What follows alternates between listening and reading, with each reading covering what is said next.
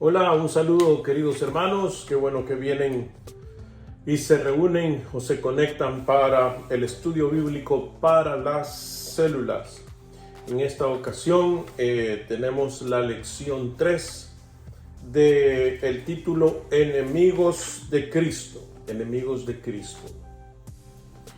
Y tiene una reflexión inicial que dice de la siguiente manera: vivimos en una época donde la tolerancia es vista como la máxima de las virtudes, así que cuestionar las creencias de otro se considera como el peor de todos los pecados. ¿Cuándo es buena y apropiada la tolerancia? ¿Cuándo es desatinado e incluso peligroso ser tolerante? Y ciertamente, hermanos, que hay una diferencia entre tolerar y perdonar. Y uno tolera ciertos aspectos de la vida. Ciertamente no todos estamos en la misma página, no todos somos creyentes en Cristo Jesús. La Biblia no nos dice que debemos de obligar a otros a creer, sino que nos llama a ser testigos. Entonces, uno tolera las diferencias, pero ciertamente hay cosas que son no negociables, de tal manera que pudiésemos llegar hasta la muerte por la causa de la fe en Jesucristo. Es probable que alguien que me escuche hoy dirá: eso es extremista, eso es ser fundamentalista. Y ciertamente hay fundamentos para poder construir una vida cristiana. Sin esos fundamentos, difícilmente uno va a poder crecer. Sin embargo, en este proceso del periodo de la gracia, del periodo de la iglesia, vamos mostrando misericordia, así como mostraron misericordia con nosotros. Más bien debería decir conmigo, pues yo también debo de ser paciente, esperar a que otros también puedan llegar al conocimiento de nuestro Señor Jesús. Pero hay cosas que no son determinantes, podrían ser tolerables, pero hay otras cosas que no pudiésemos tolerar. Hay algunos que están abiertamente en contra de nuestra fe. Y bueno, lo mejor es que continuemos con el estudio. La lectura bíblica es Primera de Juan 2, 18 al 27, pero déjenme terminar la introducción. Dice: desde los inicios de la fe, en cualquier momento y donde sea que los cristianos han proclamado la verdad de Dios, el maligno ha contraatacado inmediatamente, inspirando a predicadores que hablan con palabras suaves a que promuevan un falso evangelio alternativo. Aquí Juan desafía a sus lectores a rechazar a los enemigos de Cristo. Y vamos entonces a ver la primera carta de Juan, capítulo 2, versículos 18 al 27. Yo leo Nueva Versión Internacional. Queridos hijos, esta es la hora final, y así como ustedes oyeron que el anticristo vendría, muchos son los anticristos que han surgido ya. Por eso nos damos cuenta de que esta es la hora final. Aunque salieron de entre nosotros, en realidad no eran de los nuestros. Si lo hubieran sido, se habrían quedado con nosotros. Su salida sirvió para comprobar que ninguno de ellos era de los nuestros. Todos ustedes, en cambio, han recibido unción del Santo, de manera que conocen la verdad. No les escribo porque ignoren la verdad, sino porque la conocen y porque ninguna mentira procede de la verdad. ¿Quién es el mentiroso? Sino el que niega que Jesús es el Cristo. Es el anticristo el que niega al Padre y al Hijo. Todo el que niega al Hijo no tiene al Padre. El que reconoce al Hijo tiene también al Padre. Permanezca en ustedes lo que han oído desde el principio, y así ustedes permanecerán también en el Hijo y en el Padre. Esta es la promesa que Él nos dio, la vida eterna. Estas cosas les escribo acerca de los que procuran engañarlos. En cuanto a ustedes, la unción que de Él recibieron permanece en ustedes y no necesitan que nadie les enseñe. Esa unción es auténtica, no es falsa. Y les enseña todas las cosas. Permanezcan en Él tal y como Él les enseñó. Vamos entonces, hermanos, a algunas preguntas de exploración al texto. Y dice esta primera inquietud: ¿cómo debemos interpretar el hecho de que cuando Juan escribió esta epístola hace más de 1900 años, él dijo: esta es la hora final, de acuerdo al versículo 18? Él estaba anticipando que llegará un momento donde aparecerá el anticristo. Y estamos hablando entonces de la Trinidad impostora, ¿no? Donde aparecerá la bestia, el falso profeta y el anticristo. Sea un personaje particular. Y entonces será el tiempo final. ¿En qué consiste ser un enemigo de Cristo? Ser un enemigo de Cristo es negar su divinidad, es negar que Él es el ungido, que Él es el escogido para salvarnos. Todo aquel que niega a Jesucristo es un anticristo. ¿Qué recursos dice Juan que Dios nos ha dado para evitar que seamos llevados por el mal camino? Dice el versículo 21: no les escribo porque ignoren la verdad, sino porque la conocen y porque ninguna mentira procede de la verdad. Y entonces habla acerca del que niega a Cristo. Permanezca en ustedes, dice el versículo 24, lo que han oído desde el principio, y así ustedes permanecerán también en el Hijo y en el Padre. Y esta es la promesa que Él nos dio, la vida eterna. Estas cosas les escribo acerca de los que procuran engañarlos. En cuanto a ustedes, la unción que de Él recibieron permanece en ustedes y no necesitan que nadie les enseñe. Esta unción es auténtica. Entonces, el Espíritu Santo ha venido sobre nosotros y el Espíritu Santo nos lleva a toda verdad. Esa es la unción a la que se refiere esta porción. ¿Cuál es el mensaje aquí para aquellos que dicen: yo amo a Dios y soy muy espiritual, pero no puedo aceptar que Jesús sea más que un buen hombre y un gran maestro? Anticristo, o sea, está en contra del nivel que Dios le otorgó a Jesús, el Cristo. Es Dios mismo quien ha venido para salvarnos.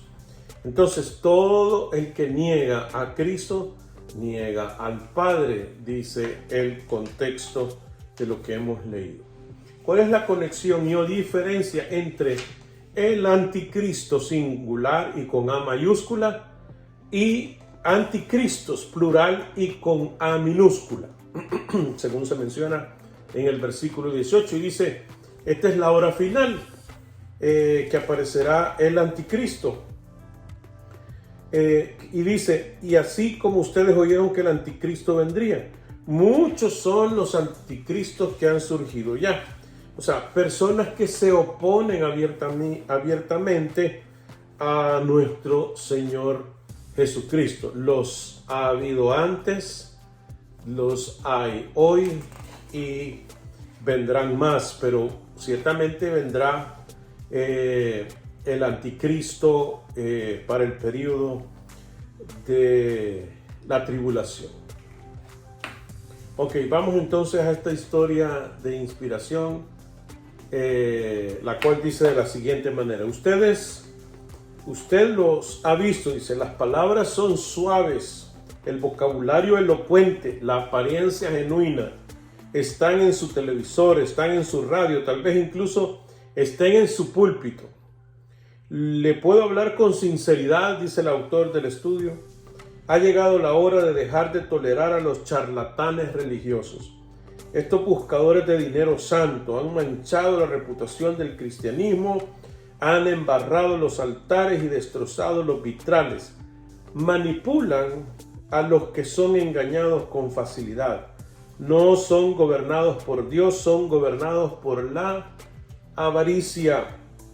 No son guiados por el Espíritu, son impulsados por el orgullo. Son farsantes que sobresalen en el mundo de las emociones, pero fracasan en la doctrina. Explotan a cielo abierto la fe para conseguir $1 y saquean las bancas de la iglesia para que les paguen. Nuestro maestro expuso sus engaños y nosotros también debemos hacerlo. ¿Cómo? Reconociéndolos. 2 marcas distintivas los delatan. Una, ellos enfatizan sus ganancias más que a Dios. En la iglesia de Creta, algunas personas se ganaban la vida a costa de las almas ingenuas de la iglesia. Pablo tuvo palabras fuertes para con ellos. A esos hay que taparles la boca, ya que están arruinando familias enteras al enseñar lo que no se debe y lo hacen para obtener ganancias malavidas. Tito capítulo 1 versículo 11. Escuche cuidadosamente al teleevangelista, analice las palabras del predicador de la radio, fíjese en el énfasis del mensaje. ¿Cuál es la carga? ¿Su salvación o su donación? Monitoree lo que se dice. Se necesita siempre el dinero con urgencia. Le prometen salud si usted da y el infierno si no da. Si es así, ignórelo. Una segunda característica de los estafadores eclesiásticos: construyen más cercas que fe. Se presentan como pioneros que la iglesia tradicional no podía soportar, pero en realidad son lobos que están merodeando. Han patentado su método y quieren protegerlo. Su atractivo es la singularidad de su fe. Solo ellos pueden darle lo que usted necesita. Su paquete cura todo es la solución para los dolores de usted. Su objetivo es cultivar una clientela de chequeras leales. Dice Romanos 16, 17 y 18. Les ruego, hermanos, que se cuiden de los que causan divisiones y dificultades y van en contra de lo que a ustedes se les ha enseñado. Apártense de ellos. Tales individuos no sirven a Cristo nuestro Señor, sino a sus propios deseos. Con palabras suaves y lisonjeras engañan a los ingenuos. Es cierto que ustedes viven en obediencia, lo que es bien conocido de todos y me alegra mucho, pero quiero que sean sagaces para el bien e inocentes para el mal. Veamos entonces, hermanos, o reaccionemos a esta historia. Dice: en su experiencia, ¿dónde ha visto usted ejemplos de falsa doctrina del espíritu del anticristo, del cual escribe Juan aquí? Bueno, hay muchos lugares, aún desde los púlpitos, ¿no? Aún en las clases, en las aulas, en células, en todo lugar donde haya un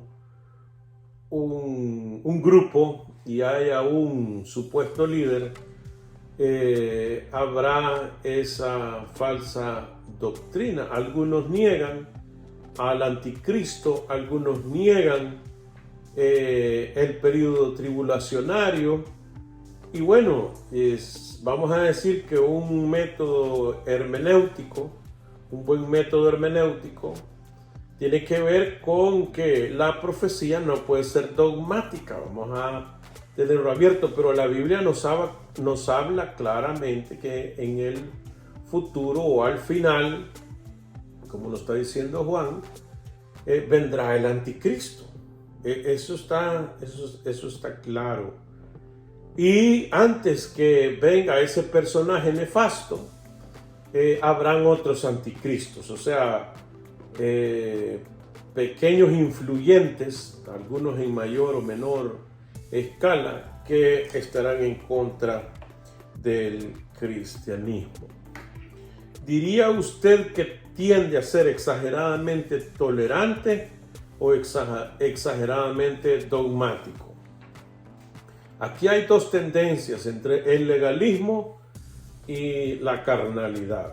Entre aquellos que dicen, bueno, todas las religiones son buenas, todas las religiones llevan a Dios, lamento no estar de acuerdo, no es una cuestión de religión, es una cuestión de relación. Los grupos denominacionales son acuerdos entre cristianos que tienden a pensar de la misma manera, vamos a decir doctrinalmente parecidos, y se afilian o se hacen alianzas para crecer juntos como iglesia. Pero aquel que no niega a Jesucristo, aquel que predica a Cristo como Salvador, que no le añade nada a Cristo, ni le quita nada a Cristo, pues será un predicador de la verdad. Si le añade algo, si a eso le va a añadir una experiencia, le va a añadir un requisito, le va a añadir un clavo más a la crucifixión de Jesús, ya ahí estamos hablando de otra cosa. Por lo tanto, debemos de no ser tolerantes con eso. Ahora habrá otras cosas, como por ejemplo donde se sientan las mujeres y donde se sientan los hombres. Pues será cuestión de que usted lo evalúe.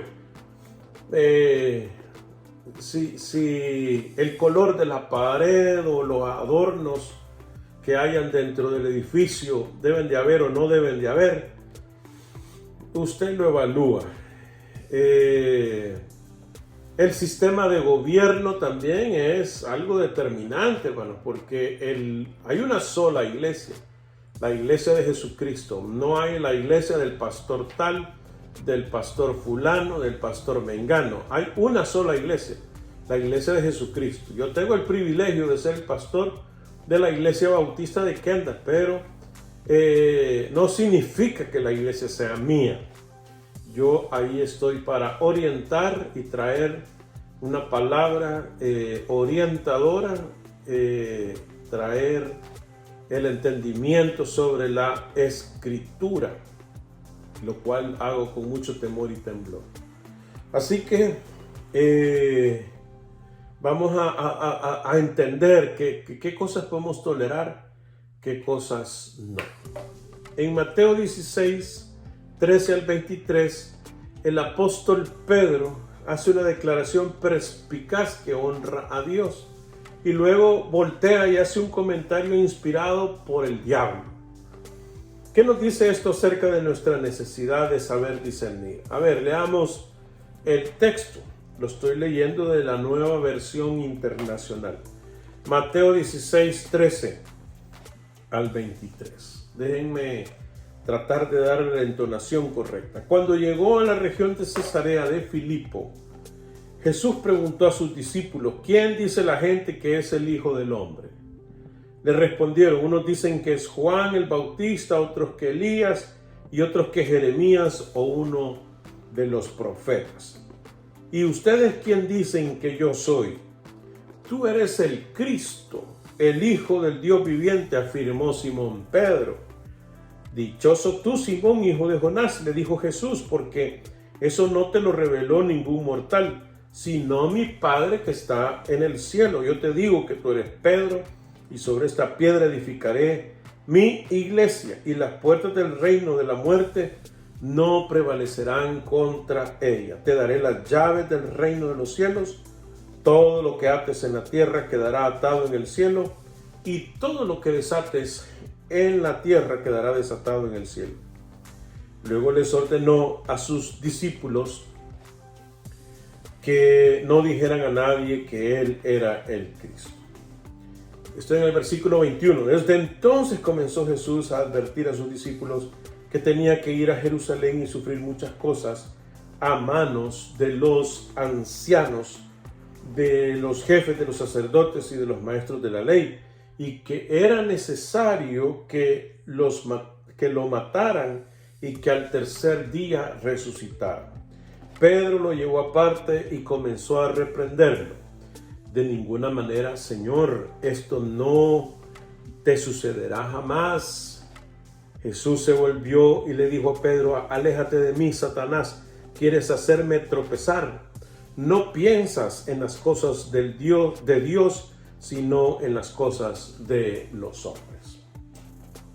Vemos entonces que Pedro, inspirado por el Espíritu Santo, porque así lo dijo el Señor Jesús, no reveló carne ni sangre, sino mi Padre que está en los cielos, cuando él dijo: tú eres el Cristo, el Hijo de Dios. Pero luego entonces, al ver, teniendo una vista humana y hasta diabólica, el Señor dijo que tenía que padecer, llegar a Jerusalén y padecer por los religiosos de aquella época. Y Pedro le dijo: no te acontezca tal cosa, Señor.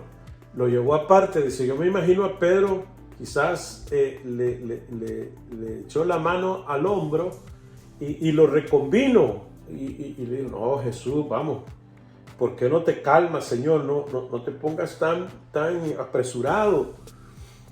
Y entonces Satanás quería evitar el sacrificio de Jesús.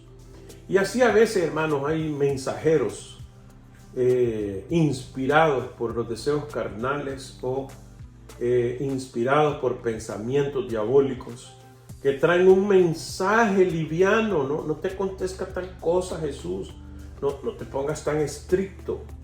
Y hay predicadores también que a veces te ponen un evangelio alternativo más fácil, más tranquilo. No hay que ser tan religioso, no hay que ser tan dogmático, no hay que ser tan legalista. Estoy de acuerdo, hermanos, que el legalismo no es algo que el Señor Jesús enseñó, pero también hay cosas que no podemos pasar por alto. ¿Qué nos dice esto acerca de nuestra necesidad de saber discernir? Pues necesitamos conocer la palabra de Dios, necesitamos estar en oración, en sintonía con el Señor, para que algo que luzca bonito no nos llegue al corazón y creamos que es la verdad. Vamos a contrastarlo con la Escritura. ¿Qué dice la Escritura? ¿Qué dijo el Señor Jesús al respecto antes de creerle a un ser humano? Se los he dicho antes y se los vuelvo a decir. Lo que yo diga, o el más pintado de los pastores de la ciudad o a nivel nacional, no sustituye o es secundario a lo que la Biblia dice. Nuestro fundamento, nuestra base de fe y práctica sigue siendo la Escritura. ¿Cómo puede saber un cristiano cuando una enseñanza es de Dios, cuando alguien está siendo guiado por el Espíritu Santo? Bueno, lo acabo de decir, tenemos que estudiar la palabra del Señor. Nuestra base de fe es la Biblia. Nuestra base de práctica es la Biblia.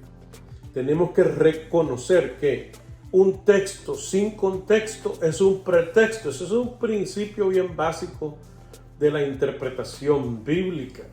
Un texto necesita un contexto, ya sea inmediato o remoto, en la unidad bíblica, porque la Biblia solo tiene un mensaje. Jesús lo dijo. Ustedes saben que Moisés, hablando de la Torá, de la ley, los 5 primeros libros de la ley, los profetas y los salmos hablan de mí, dijo. O sea, el Señor Jesús estaba diciendo: el Antiguo Testamento habla de mí. Y luego en el Nuevo Testamento se cerró el canon con aquellos libros y cartas que se consideraron inspirados por el Espíritu Santo. Necesitamos conocer ese mensaje. Necesitamos ponerle empeño a conocer la verdad, y la verdad está en la Biblia.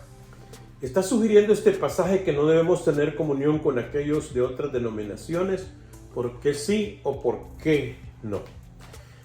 Hermanos, yo esas barreras denominacionales, per se, solo porque alguien me diga que no es Bautista del Sur, no me interrumpe una relación.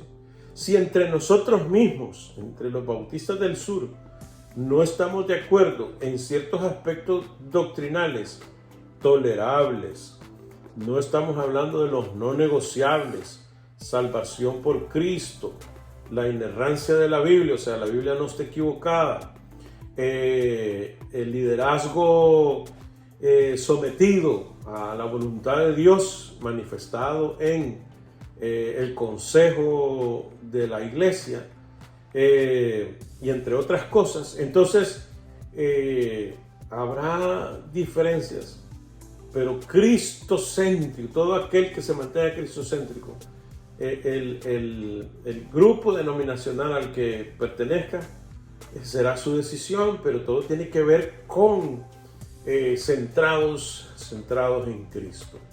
Así que yo diría, hermanos, que eso no es lo que nos está implicando la Biblia. Lo que nos está implicando es el rechazar el anticristo, el que va en contra de nuestro Señor.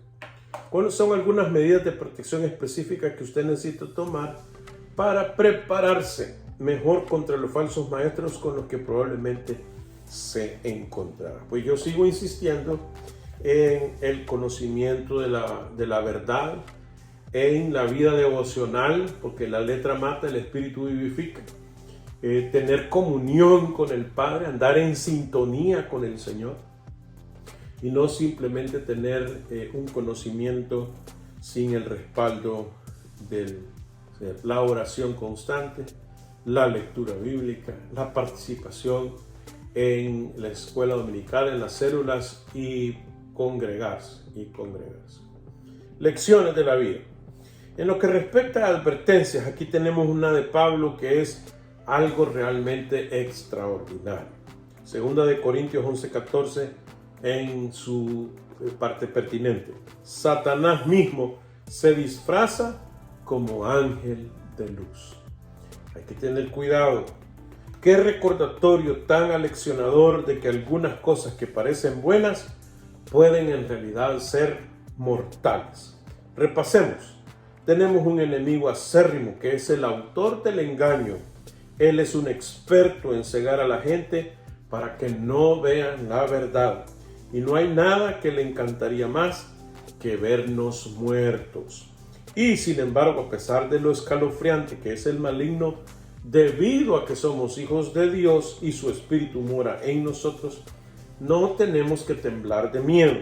Nuestra responsabilidad es permanecer con la mente sobria y alerta, mantener la guardia arriba, filtrar todo lo que escuchamos por medio del cernidor de la verdad de Dios. ¿Evalúa usted en forma crítica y cuidadosa todas las enseñanzas espirituales y declaraciones teológicas que escucha?